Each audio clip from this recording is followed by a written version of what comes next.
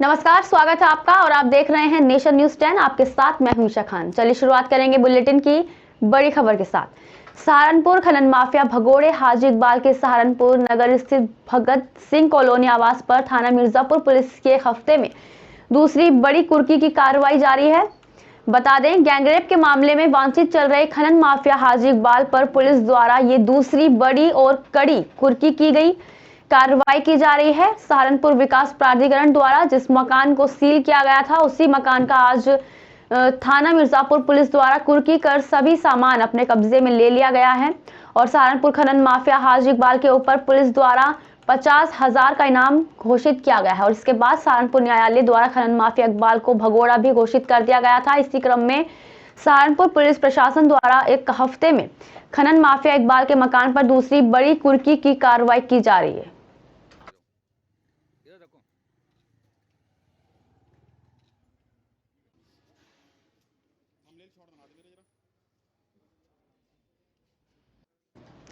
विदेशों में कोरोना संक्रमण बढ़ने के साथ ही अब लोग एक बार फिर से टीकाकरण केंद्रों पर पहुंचने लगे हैं, लेकिन टीकाकरण के लिए वैक्सीन उपलब्ध नहीं है। जिले में कोविशील्ड और कोवोवैक्स की सप्लाई बंद है। बता दें, जिस वजह से लोग केंद्रों पर चक्कर काटकर वापस लौट रहे हैं। सबसे ज्यादा मांग कोविशील्ड की हो रही है क्योंकि ज्यादातर लोगों को यही वैक्सीन लगी है और कोवोवैक्स की वैक्सीन न मिलने की वजह से किशोरों का टीकाकरण रोका गया है।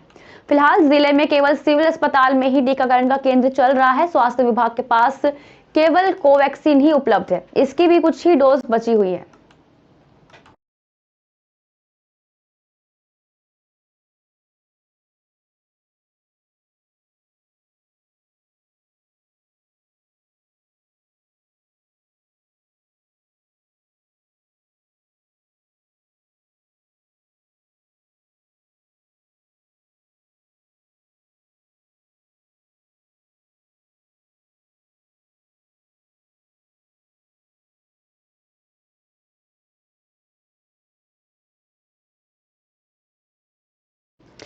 लगातार पड़ रही कड़ाके की ठंड के चलते उत्तर भारत के कई शहरों का तापमान शून्य से नीचे चला गया है।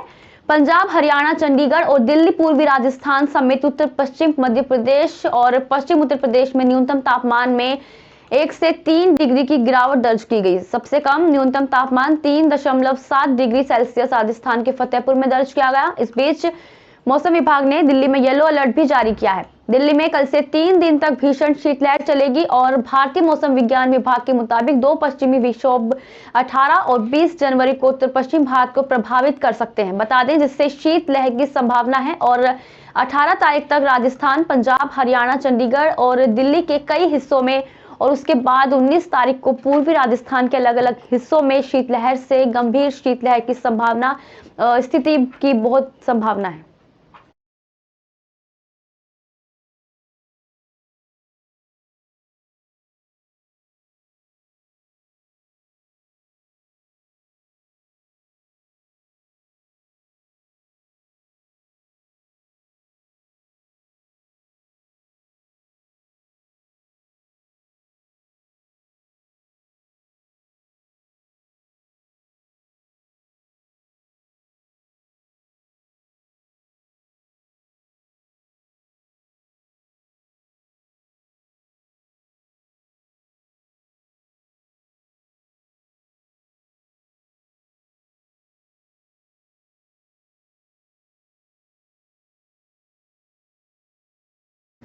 पटवारी पेपर लीक मामले में एसआईटी द्वारा जांच की जा रही है, जिसमें एक और अभियुक्त को गिरफ्तार किया गया है। अब तक इस प्रकरण में 8 गिरफ्तारी हो चुकी है। बता दें, 7 पर गैंगस्टर एक्ट लगाया गया है। पूछताछ में अभियुक्त से पता चला कि छुटमलपुर रिजल्ट के रुके अभ्यर्थियों को प्रश्न पत्र पढ़ाने का काम किया करता था और इसी काम के लिए उसे 10,000 रुपए मिलते थे। एसआईटी के ऑब्जर्वर और हरिद्वार एसएसपी अजय सिंह ने कहा, एसआईटी द्वारा हर पहलू से जांच की जा रही है और जल्द ही इसमें और भी गिरफ्तारी सामने आ सकती है। छुटमलपुर स्थित जिस रिजॉर्ट में अभ्यर्थियों को परीक्षा के लिए तैयार किया जा रहा था, वहां के सीसीटीवी भी खंगाले जा रहे हैं। सहारनपुर से सोनू कुमार खड़कू है, जिसकी गिरफ्तारी की गई है, जो घटना वाले दिन एक दिन पहले, परीक्षा से एक दिन पहले जो रिजॉर्ट में वहां पर मौजूद था और साथ ही परीक्षार्थियों को इसने जो है परीक्षा प्रश्न पत्र पढ़ाने में मदद करी थी। उससे जो है हमें काफ़ी सारी अहम जानकारियाँ भी मिली हैं। साथ ही साथ हमें 31 कैंडिडेट जो उसमें वहाँ पर परीक्षार्थी थे वहाँ पर, उनकी पूरी हमें जानकारी उसके द्वारा मिल चुकी है। साथ ही साथ वहाँ जितने भी रिजॉर्ट में DVR और जो कैमरे लगे थे सब कुछ हासिल कर लिया गया। उसका अवलोकन SIT टीम द्वारा लगातार किया जा रहा है, जिससे कि अन्य वहाँ पर और भी कोई इस प्रकरण में कोई षड्यंत्रकारी रहे हों या कहीं किसी माध्यम से जुड़े हों तो उनको भी ट्रेस आउट किया जा सके।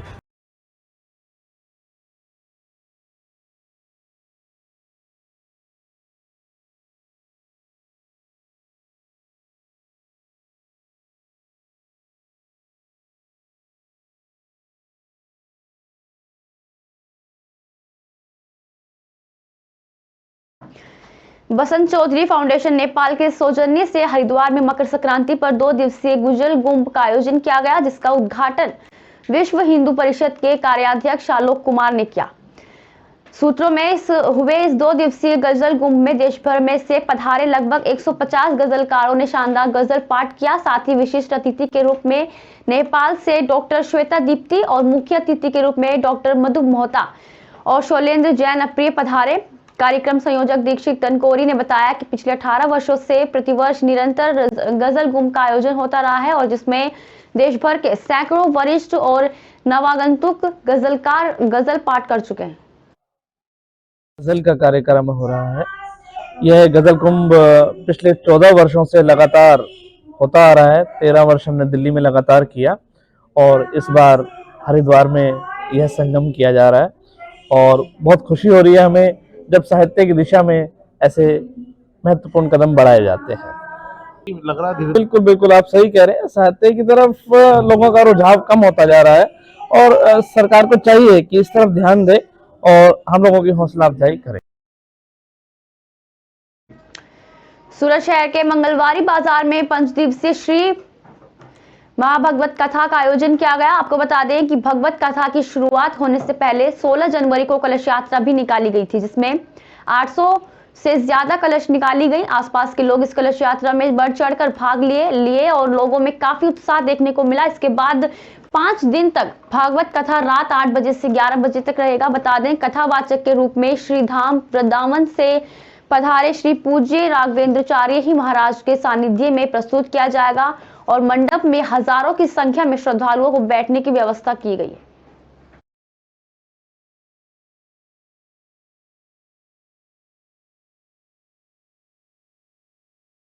पहले आप सभी चैनल वासियों को जय श्री राधे।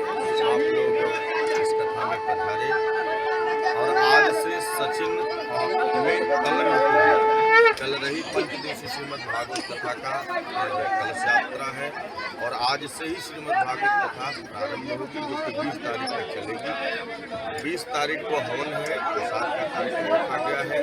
यहाँ के जो श्रोता हैं, जो यहाँ के कलश माताएं भाई हैं, यहाँ के जो कार्यकर्ता बंधु हैं, सब एकदम उत्साहित हैं और राधा रानी से यही प्रार्थना है ऐसा ही उत्साह इन लोगों के बीच बना रहे। ठाकुर जी की कृपा आप सब पर बरसती रहे। जय श्री राधे।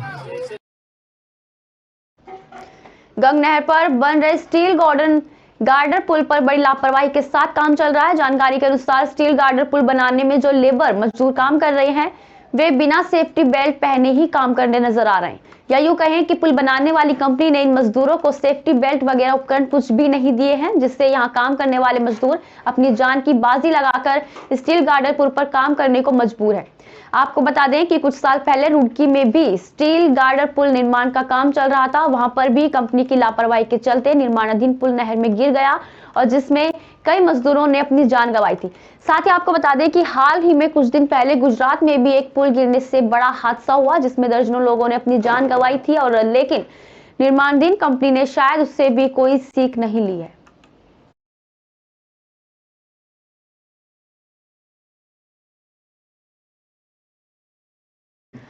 जोशीमठ ज्योतिष पीठ के जगदुरु शंकराचार्य स्वामी श्री अभिमुक्तेश्वरानंद सरस्वती जी महाराज ने जोशीमठ पहुंचते ही सबसे पहले जोशी पीठ के आगे जगदुरु तोटकाचार्य की महाराज के दर्शन कर स्थानीय लोगों से आपदा से संबंधित राहत कार्यों की जानकारी ली, जिसके बाद शंकराचार्य जी महाराज ने देर रात नगर के अलग अलग राहत शिविरों में प्रभावितों से मिलकर जानकारी ली। बता दें, नगर पालिका परिषद के राहत शिविरों में पीड़ितों से मुलाकात की और उन्होंने प्रभावितों को मिल रही सुविधा के बारे में भी जानकारी ली।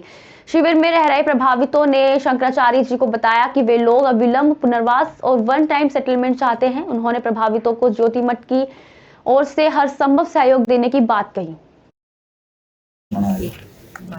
देवी जतस्य जनकात्मजाय नमोस्तु रुद्रेन्द्र यमानिलेभ्यो नमोस्तु चंद्रार्कनरेभ्यो।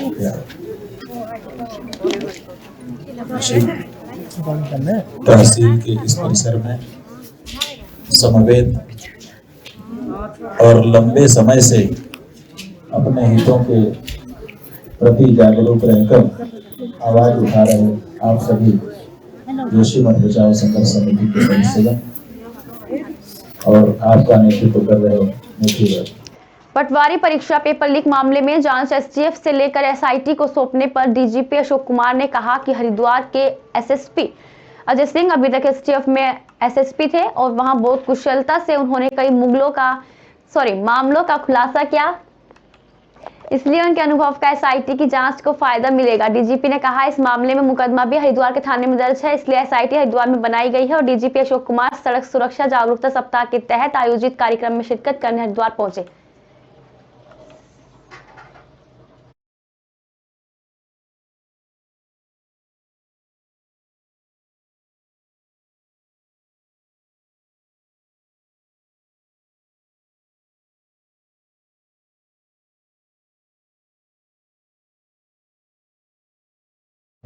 जोशीमठ में दरारों के बढ़ने का सिलसिला जारी है। आंकड़ों की बात करें तो 849 भवनों में अब तक दरारें देखने को मिली हैं, जिसमें से 165 भवनों को पूरी तरह से रहने के लिए असुरक्षित बताया गया है। हालांकि पानी के रिसाव में कटौती देखने को मिली है, जो कि 240 एलपीएम से घटकर 163 हो गया है।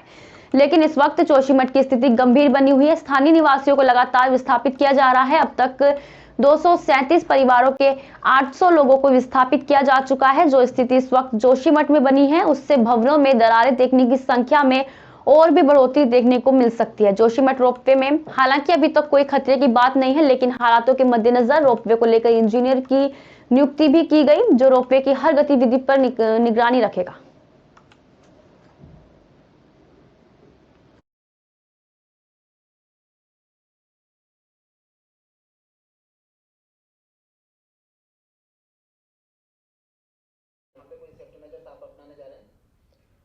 कल हम लोग जब गए तो हम लोग जनरली रोड जो स्लोप है इस तरफ जोशीमठ की तरफ का अलकनंदा नदी के किनारे, जनरली हम रोड के दूसरी तरफ जाकर देखते हैं। इस बार हमने ये किया कि जिस तरफ स्लोप जहाँ पर कि आप कह रहे हैं स्लाइड्स हैं कई जगहों पे, हम उस तरफ ही जाकर देखें। अगली बार मैं जाऊँगा तो उसके ऊपर स्लोप के ऊपर चढ़ कर देखो। जब हमने देखा तो वहाँ पर टो इरोजन से ज़्यादा हमें स्लाइड दिखा, ऊपर से लूज बोल्डर्स और मिट्टी नीचे गिर रही है, जहाँ भी गीला होता है या पानी का रिसाव के साथ वो भी गिरती हैं। कई जगह से स्टेबलाइजेशन वर्क किए भी गए हैं। वहाँ पर मुझे आरसीसी के कुछ हमें स्टेप्स भी देखे जो पूर्व में किए गए थे, लेकिन उसके बावजूद भी कई जगह हैं, तो वो हमारे जो एक्शन प्लान है उसमें इंक्लूडेड है। जो इरिगेशन ने टेंडर किया वो भी उसका भी वो स्कोप ऑफ वर्क में है। इसके अलावा हम आपको सभी बात कर रहे हैं, तो उसको हम तत्काल हम कराएंगे, उसमें जो स्टेबलाइजेशन का काम हो। लक्सर पुलिस का नशा माफियाओं को लेकर छापेमारी अभियान चल रहा है। पुलिस ने लक्सर के डेरा कराल के घने जंगलों में छापेमारी की। पुलिस टीम ने अवैध कच्ची शराब बनाने वाला 10,000 लीटर लहन बरामद किया है और नशा मुक्त देवभूमि को लेकर पुलिस अब हाई टेक्नोलॉजी का सहारा ले रही है। ड्रोन से पुलिस माफियाओं का खंगाल रही है और पुलिस लगातार कार्रवाई कर कामयाबी हासिल कर रही है। नशे के खिलाफ पुलिस की कार्रवाई आगे भी जारी रहेगी। अवैध शराब के कारोबार में संलिप्त रहने वाले लोगों के विरुद्ध कार्रवाई को अमल में लाते हुए लक्सर कोतवाली पुलिस के द्वारा आधुनिक टेक्नोलॉजी जैसे ड्रोन की मदद से जंगलों में छुपाकर रखे गए 10,000 लीटर से अधिक कच्ची शराब बनाने की सामग्री लहन को नष्ट किया गया है और इस तरह के अपराधों में संलिप्त रहने वाले 2 अभियुक्तों संतरपाल और मोनो निवासी दाबकी कला लक्सर के विरुद्ध गुंडा एक्ट की कार्रवाई अमल में लाई गई है। जो लोग भी इस तरह के अवैध शराब के निर्माण, विक्रय या व्यापार की कार्रवाई में संलिप्त रहेंगे, उनके लिए स्पष्ट निर्देश हैं, स्पष्ट चेतावनी है, या तो इस तरह के कार्यों से विरत रहें, अन्यथा विधिक कार्रवाई का सामना करने के लिए तैयार रहें। बांधवगढ़ टाइगर रिजर्व के मानपुर बफर परिक्षेत्र में आतंक का पर्याय बन चुके बाघ को पार्क प्रबंधन ने 7 दिनों की कड़ी मशक्कत के बाद पिंजरे में कैद किया। स्वास्थ्य परीक्षण उपरांत कोर क्षेत्र के जंगल में छोड़ा गया। आतंकी बाघ ने एक युवक को मौत के घाट उतार दिया। बता दें, बाघ लगातार गांवों के समीप घूम रहा था और सैकड़ों मवेशियों का शिकार कर चुका था। बीते 8 जनवरी को आतंकी बाघ ने एक चरवाहे को मौत के घाट उतार दिया और ग्रामीणों ने बाघ को उस क्षेत्र से हटाने के लिए पार्क प्रबंधन से पुरजोर मांग की है, जिसके बाद पार्क प्रबंधन ने आतंकी बाघ को कैद करने की रणनीति बनाई और 9 जनवरी से ही हाथी दल के साथ वरिष्ठ अधिकारियों की निगरानी में बाघ को ढूंढने की शुरुआत की गई। बाघ की लोकेशन पार्क प्रबंधन को मिल रही है, लेकिन रेस्क्यू टीम जब मौके पर पहुंचती है तो बाघ वहां से नदारद हो गया। जैसा उस घटना के बाद से लगातार गश्ती की जा रही थी और जो हमारे पास कैमरा ट्रैप थे, हाथी थे, ड्रोन थे और गश्ती दल था, सभी के माध्यम से हाथी, एलिफेंट और बाकी सारी चीज़ों के माध्यम से टाइगर को आइडेंटिफाई किया गया। और टाइगर की जैसे ही लोकेशन मिली, 4-5 दिनों से लगातार हमारा 70-80 लोगों का दल और 6 हाथी और बहुत सारी गाड़ियां, गश्ती दल लगातार प्रयास कर रहे थे। जैसे ही उसकी सूचना मिली, उसको पकड़ लिया गया है। रेस्क्यू करके उसे डॉक्टर द्वारा चिकित्सीय परीक्षण के बाद योग्य पाया गया और किसी प्रकार के कोई उसको चोट नहीं थी। किसी प्रकार से पूर्णतः स्वस्थ होने से उसको कोर क्षेत्र में छोड़ दिया। गंजबसौदा में कृषि उपज मंडी में जिला अध्यक्ष राकेश जादव, विधायक श्रीमती लीना संजय जैन और मंडी व्यापारियों द्वारा मंडी में काम करने वाले लगभग 600 महिला पुरुष हमालों को कंबल का वितरण किया गया। आपको बता दें कि विधायक द्वारा नगर और ग्रामीण क्षेत्रों में सर्दी के मौसम में शीतलहर को देखते हुए उनको अनेकों स्थानों पर कंबलों का वितरण किया जा रहा है, जिससे असहाय और गरीब लोगों को सर्दी से बचने में राहत मिल सके, जिसको लेकर निरंतर अलग अलग स्थानों पर पहुंचकर कंबल का वितरण किया जा रहा है। इस मौके पर कृषि उपज मंडी में भाजपा के पदाधिकारियों, कार्यकर्ता सहित मंडी व्यापारी मौजूद रहे।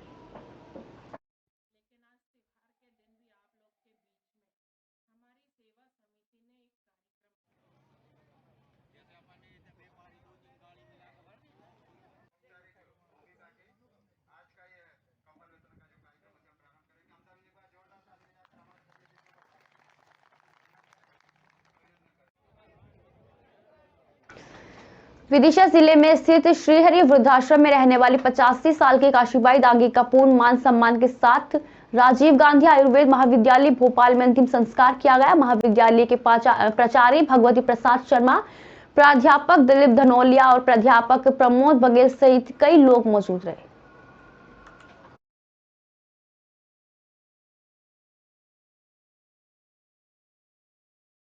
क्या नाम है आपका? मैं डॉक्टर भगवती प्रसाद शर्मा, प्राचार्य राजीव गांधी आयुर्वेद महाविद्यालय भोपाल जी।